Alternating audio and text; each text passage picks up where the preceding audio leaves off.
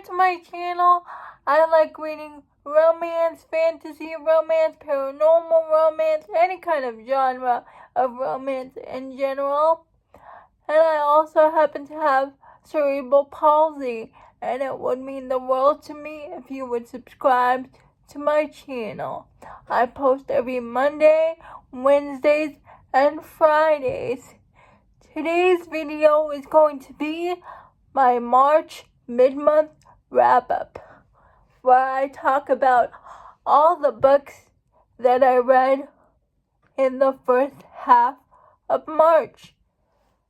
From the March 1st to the 14th, and I read a total of 19 books. The first series I read in March is the Poplar Fall series by Amber Kelly.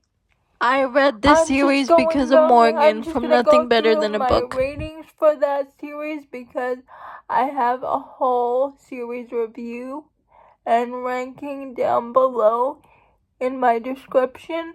So if you want to know my full thoughts on the series, please go watch the video. The first book in that series is called Rustic Hearts. I gave that book 4 stars. The next book in that series is called Stone Hearts.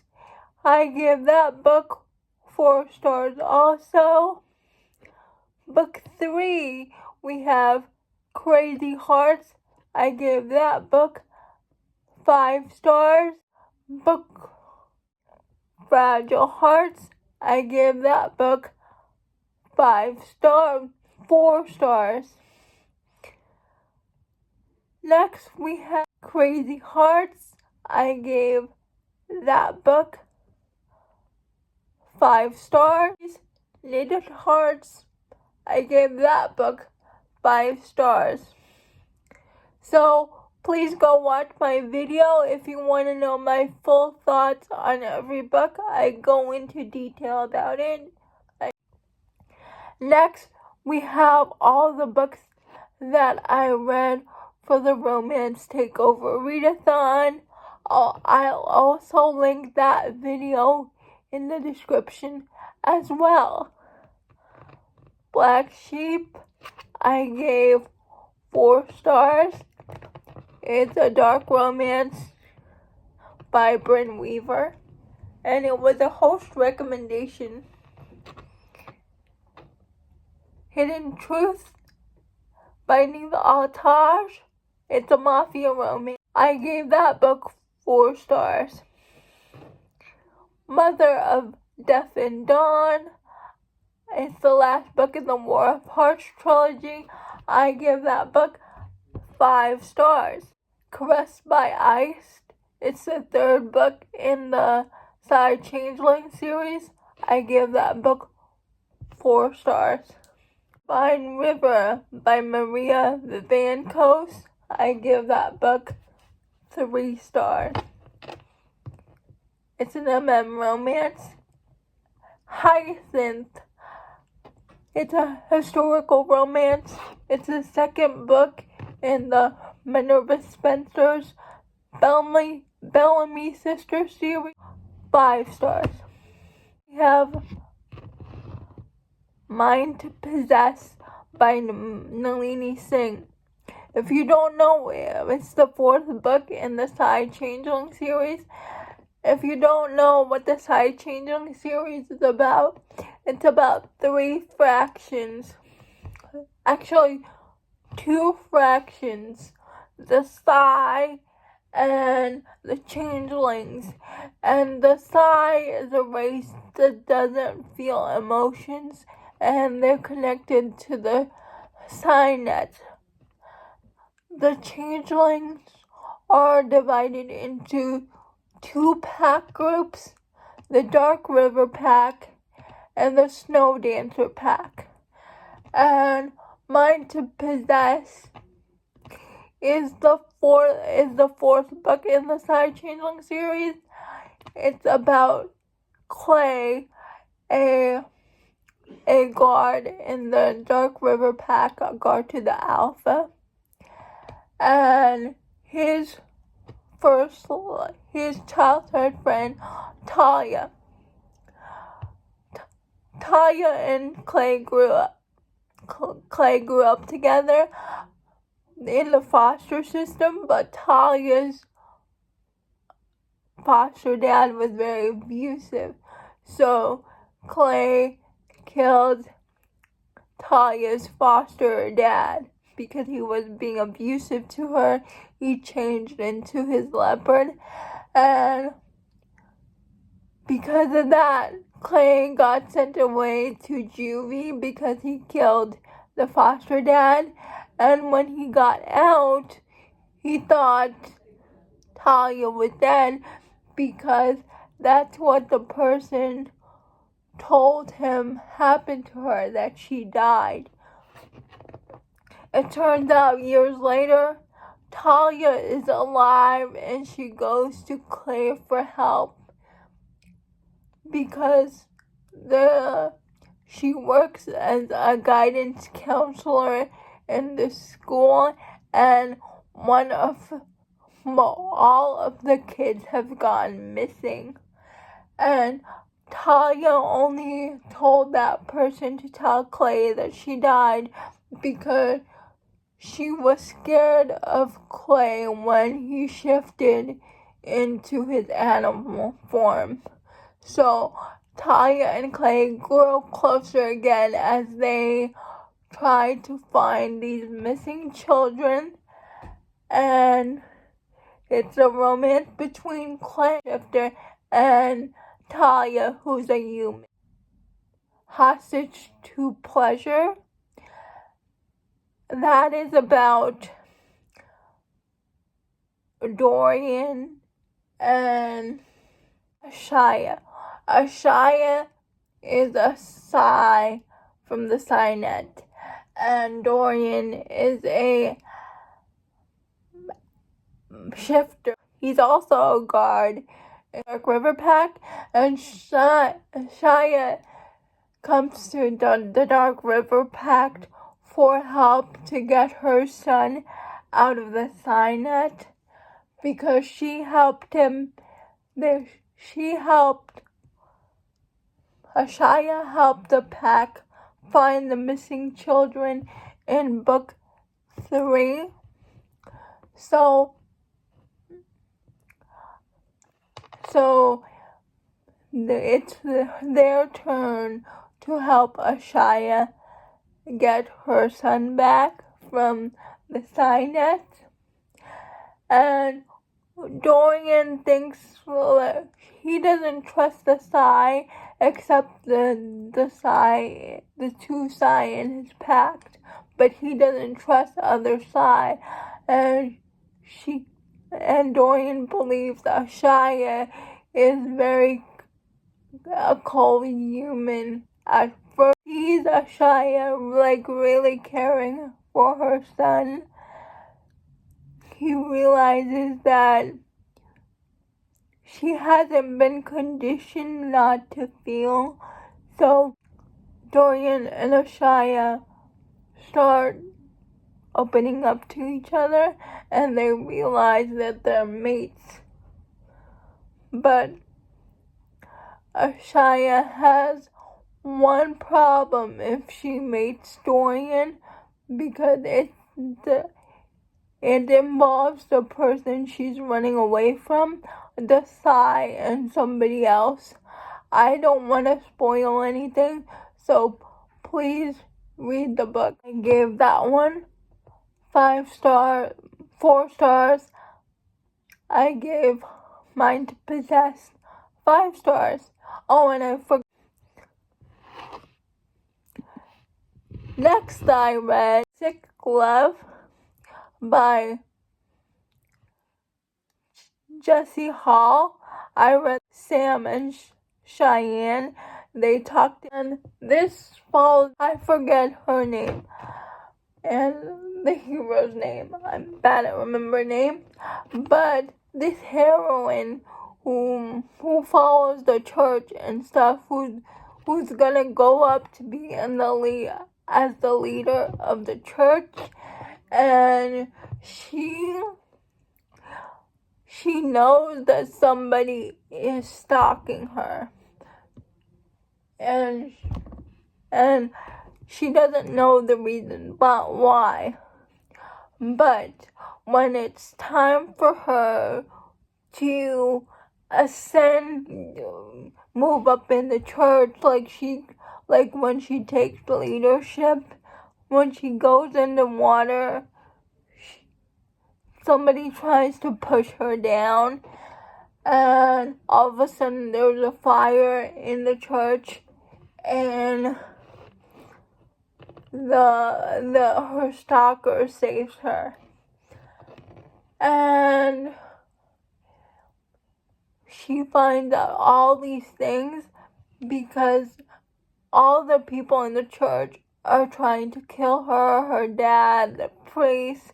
Like, she's basically involved in a cult, and this stalker person is also supposed to kill her, but he takes an interest in her, and he opens her eyes to what's really going on in that church, because everything she thought in life was not how things appeared to be.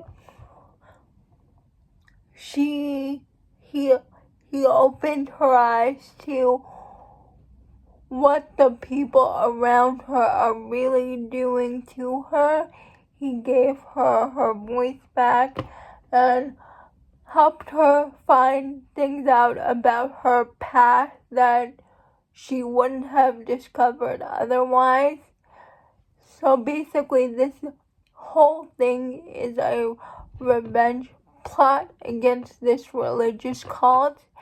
And I gave it 4 stars because the beginning and end of the book were really good, but the middle part of the story really dragged a little bit, and the middle part was just focused on the spice, and I could have done with a little bit less of that.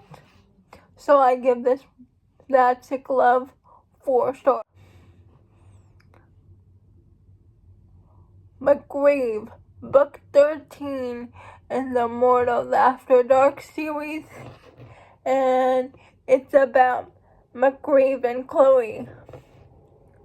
MacRieve saves Chloe from an auction. Chloe is a soccer player. She also happens to be the daughter of his enemy, but they find out they're fated mates, so MacRieve takes her and hostage, and everything is going fine until they get into an intimate situation. They start to change, and MacRieve realizes that Chloe is a succubus, and MacRieve has a terrible experience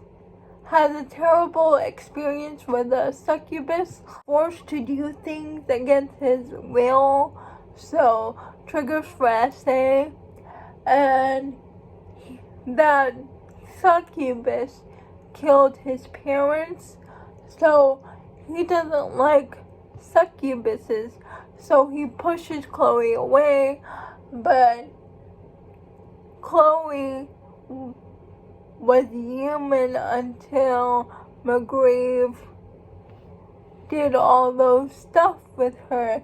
She didn't come into her powers until that time. So MacRieve has to decide whether he can get over his prejudices of succubus and realize that succubus aren't all bad. Some of them are good, and he has to learn to accept Chloe or let her go. And it's their story, and I really liked it. I gave it 5 stars. MacRieve really had to grovel, and I think he did. Then I read Desperate Measures by Katie Roberts. It's the first book in her Wicked Villain series, and it's a series where the villains get their HEA, and it's the story about Jafar and Jasmine. Jasmine needs Jafar's help to escape her father, and so Jasmine and Jafar form a deal where they enter this BDSM relationship. I like it. I gave it 4 stars. The only thing that annoyed me was Jasmine, even though she said yes to the BDSM relationship, and she resisting Jafar way too much for me, but she grew on me towards the end of the book. Learned my lesson, and it's book 2 of the Wicked Villain series, and it's a poly relationship between Hades, Meg, and Hercules. Hades and Meg are both in this relationship together for 10 years. Hades decides he wants to bring in Hercules because he wants revenge against Zeus for killing his wife and son, and Hercules thinks Meg is in danger because he thinks Hades is evil. It's not all, but when he spends time with Meg and Hades, he realizes that Hades isn't the person that Zeus made him out to be. So it's their relationship. It's a poly relationship. Love You Always by Lauren Lacey, and I read this book because of Jackie. It's a small town romance. Our heroine and our hero. I'm blanking on the heroine's name, but the hero's name is Jackson, and Jackson and the heroine live in this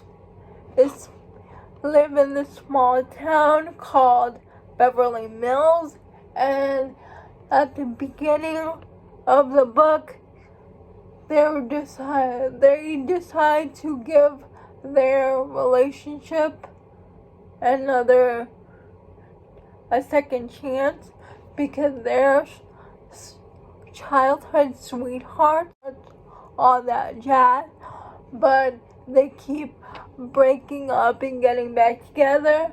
But they're adults this time, and they decide to give their relationship another go around. And while they decide that, the past chapters come into play, like what happened in the past with their relationship. So it was very emotional. I loved it. You can really see the motivation of the characters from their past perspective and their future selves too. And the hero is such a pining hero. Trigger warnings for health, thoughts of depression, cancer, also SA. The hero was raped, but it was mentioned, but off page. So I just wanted you to know that. Looking for an emotional second chance romance, please check out Love You Always by Lauren Lacey. I gave it 4 stars because there was a character in here, a side character that did not pay for her actions, and that's why I gave it 4 stars. But I really love this book. If you're looking for a second chance emotional romance, please read Love You Always by Lauren Lacey. It's called A Proposal They Can't Refuse, and I read this story because of Brief from In Love and Words. But A Proposal They Can't Refuse is about Camilla and Liam. Camilla and Liam used to be best friends. Like, also Liam was her brother's best friend. Through childhood, they did everything together. But that changes when Liam's father dies in a boating accident. And his grandmother too. So after that incident, he pushes everyone away because when his dad died, Liam's mom runs away and never looks back. He abandons him, and Liam is just left with his grandfather. So he pushes Camilla away, and that goes on to adulthood. And Liam and Camilla's grandfather are best friends. They served in the war together in the army, and they say to Camilla and Liam that if they don't get married, they will sell the family businesses. Liam's grandfather owns a winery, and Camilla's grandfather owns their family restaurant. So Camilla and Liam make a deal, they can fake date each other to keep their grandfather satisfied, but they won't tell them that they are getting married. Also, Liam's grandfather has cancer, so they make it a stipulation that Liam's grandfather has to seek treatment for his cancer because he told Liam he wasn't gonna get treatment. So his grandfather agrees. They agree with the whole engagement thing, and through this arrangement, Liam and Camilla realize that they have feelings for one another, and Liam has always had feelings for Camilla, but he's scared of being abandoned. That's why he pushed her away. But in order to be with her, he has to push his fears away. Camilla has to realize that she can't always get Liam to do the things she wants, like to love Liam the way he is, and she has to learn how to be more honest. That's all I'm going to say. I give this book 5 stars. I loved it. Those are all the books I read in March. Please let me know down in the comments below, what did you read in the first half of March? And I would love it if you would subscribe to my channel. That would mean the world to me. And I'll see you Monday. Bye.